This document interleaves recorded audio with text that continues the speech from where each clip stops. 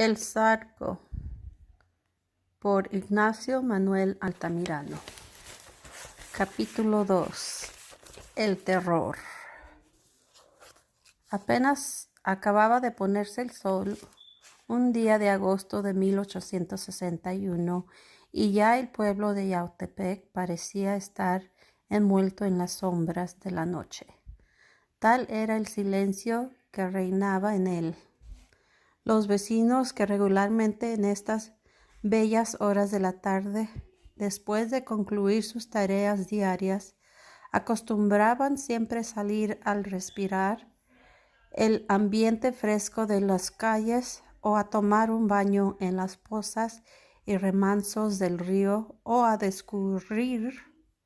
por la plaza o por las huertas en busca de solaz. Hoy no se atrevían a traspasar los dinteles de sus casas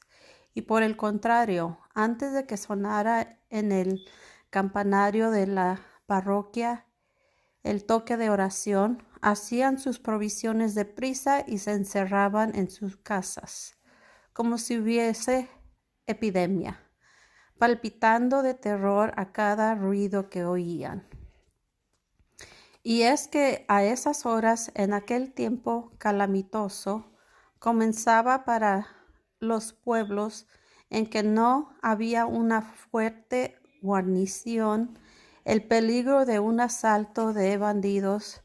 con los horrores consiguientes de matanza, de raptos, de incendios y de exterminio. Los bandidos de la tierra caliente eran sobre todo crueles.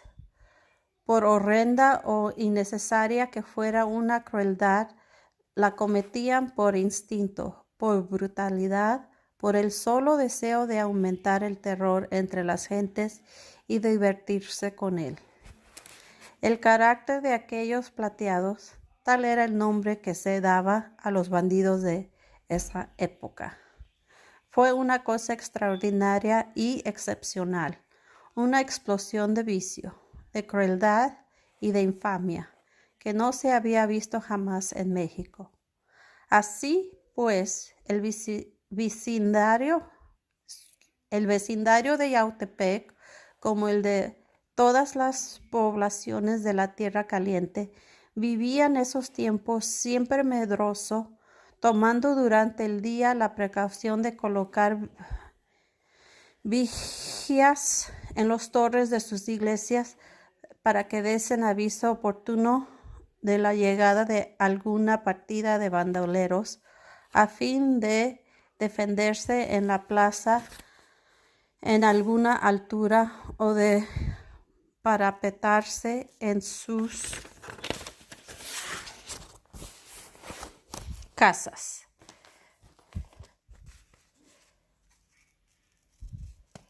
Pero durante la noche esa precaución era inútil, como también lo era el apostar escuchas avanzadas en las afueras de la población, pues se habría necesitado ocupar para ello a numerosos vecinos inermes que, aparte del riesgo que corrían de ser sorprendidos, eran insuficientes para vigilar los muchos caminos y veredas que conducían al poblado y que los bandidos conocían perfectamente. Además, hay que advertir que los plateados contaban siempre con muchos cómplices y emisarios dentro de las poblaciones y de las haciendas, y que los pobres autoridades, acobardadas por falta de elementos de defensa, se veían obligadas, cuando llegaba la ocasión, a entrar en transacciones con ellos, contentándose con ocultarse o con huir para salvar la vida. Los bandidos, envalentonados en esta situación, fiados en la dificultad que tenía el gobierno para perseguirlos, ocupado como estaba en combatir la guerra civil, se había organizado en grandes partidas de 100, 200 y hasta 500 hombres, y así corrían impunemente toda la comarca, viviendo sobre el país, imponiendo fuertes contribuciones a las haciendas y a los pueblos establecidos por sus cuantas peajes en los caminos, y poniendo en práctica todos los días el plagio, es decir, el secuestro de personas, a quienes no soltaban sino mediante un fuerte rescate. Este crimen, que más de una vez ha sembrado el terror en México, fue introducido en nuestro país por el español Cobos, jefe clerical de espantosa nombradía, y que pagó al fin sus fechorías en el suplicio. A veces los plateados establecían un centro de operaciones, una especie de cuartel general, desde donde uno a varios jefes ordenaban los asaltos y los plagios y dirigían cartas a los hacendados y a los vecinos acomodados pidiendo dinero, cartas que era preciso obsequiar su pena de perder la vida sin remedio. Allí también solían tener los escondites en que encerraban a los plagiados, sometiéndolos a los más crueles tormentos. Por el tiempo de que estamos hablando, ese cuartel general de bandidos se hallaba en Xochimancas,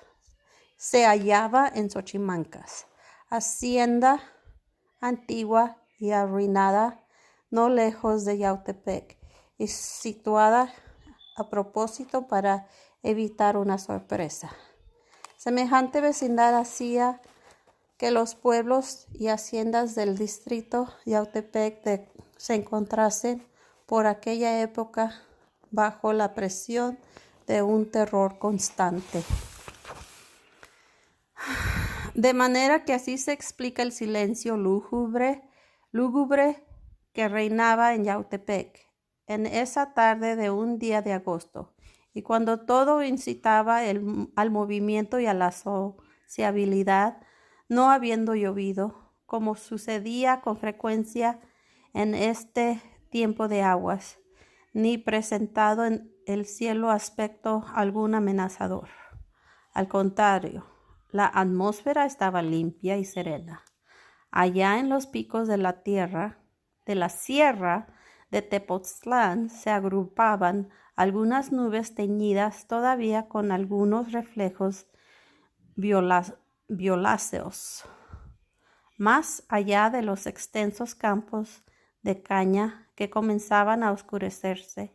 y de las sombrías masas de verduras y de piedra que señalaban las haciendas sobre las lejanas ondulaciones de las montañas,